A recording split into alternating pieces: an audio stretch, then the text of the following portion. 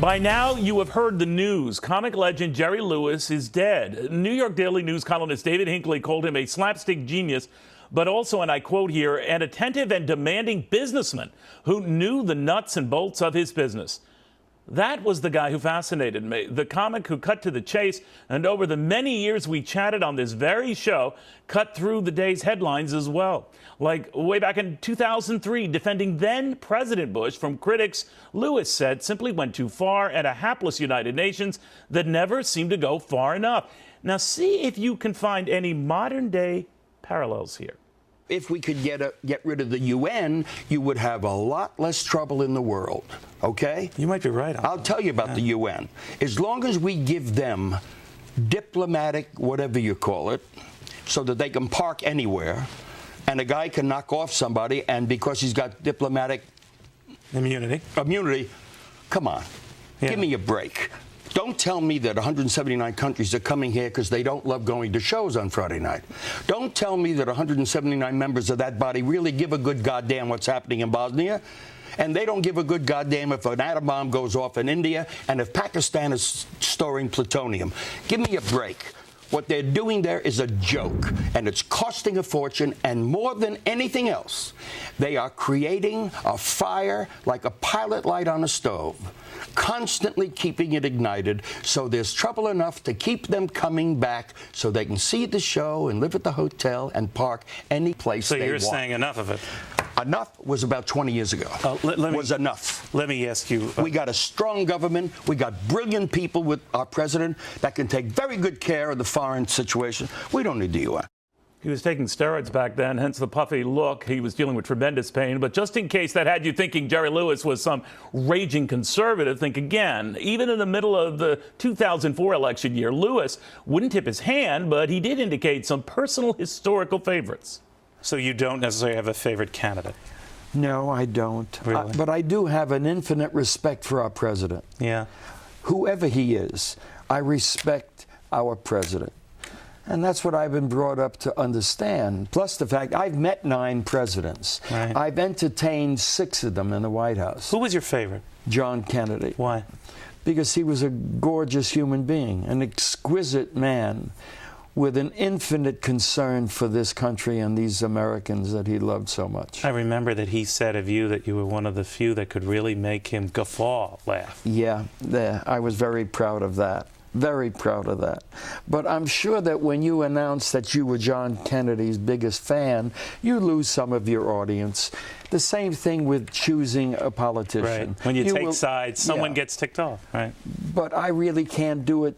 I can't do it aesthetically. I can't do it. I can't do it emotionally, passionately, because it doesn't go anywhere. And you don't help anybody by butting in, is the way I feel. Many know Jerry Lewis best as part of one of Hollywood's most successful duos. He and Dean Martin, get a load of this, made more than a dozen movies together. And back in the 1950s, pulled in $30,000 a week in the 1950s, performing at the Copacabana. But the relationship became strained and the pair broke up. The bitterness ran deep and long. You guys broke up very nastily. You were reunited many years later on a big muscular dystrophy telethon you were doing. How did you finally part when he left this world? You mean when we split? We didn't talk. We were both, there was such angst that nothing was said for 20 years. And I think that the reason it happened was because we were both so angry at one another for allowing it to happen.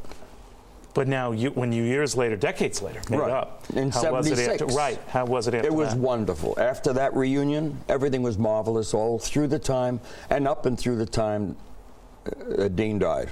It was one of the best partnerships in Hollywood history. Right. I know there are a lot of things that have been said and written, Jerry. I mean, whose fault was it that it soured? That it broke up? Probably mine. I was really aggressively looking to break it up. Why? Because he never got his due. He took 10 years of sitting in the back. He was your straight man. He's not only my straight man, but what he helped me do was to create a performing act where you'd never know who was doing straight for who. And you can only do that with someone who is qualified to do comedy. And Dean Martin, for me, was as good a comic as anyone that ever lived. Those now mourning his death say that there will never be another comic quite like Jerry Lewis. What was odd is when he was alive, Jerry Lewis disagreed. Let me ask you, when you look to the next generation of Jerry Lewises out there, who would be someone you look to and say, gee, that guy reminds me of a young me? There's only one, and he will go on for 100 years, God willing, is Robin Williams. Really? No one can compare to Robin Williams. He's just wired, and he doesn't even use his device. The brilliance of Robin comes from a very deep place that he knows I know about. And when we met for the first time, he gave me the best award I've ever received from anyone when he said, "Hello, Maestro." So I return the compliment because I believe him to be the infinitely best comic genius we've had in 100 years. A lot of people say Jim Carrey is that today. Jim Carrey is wonderful. He's a tremendous physical comic. But Robin Williams is more Jerry Lewis? It's a whole other column. It's a whole other dimension of comedy. The irony, of course, Williams would kill himself only a few short years later. In the end, this genius of comedy was more than happy getting serious, very serious. But you weren't married to comedy. With Robert De Niro in The King of Comedy, it was a dark figure and a dark movie. Right. But a lot of people in the 80s then were rallying around you again and wondering whether this was going to be the future Jerry Lewis, and then you left the scene again. Yeah. Why? I wanted to go shopping. So money was never an issue for you? Oh, no. You're No. obscenely wealthy, aren't you? Oh, it's ridiculous.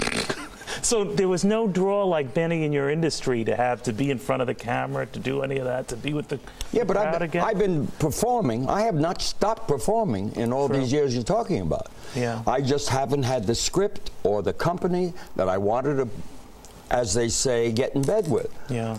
And I just won't give up control of what I do. And corporate today, they don't want to know from that. Well, there's no denying this. Corporations and critics came and went.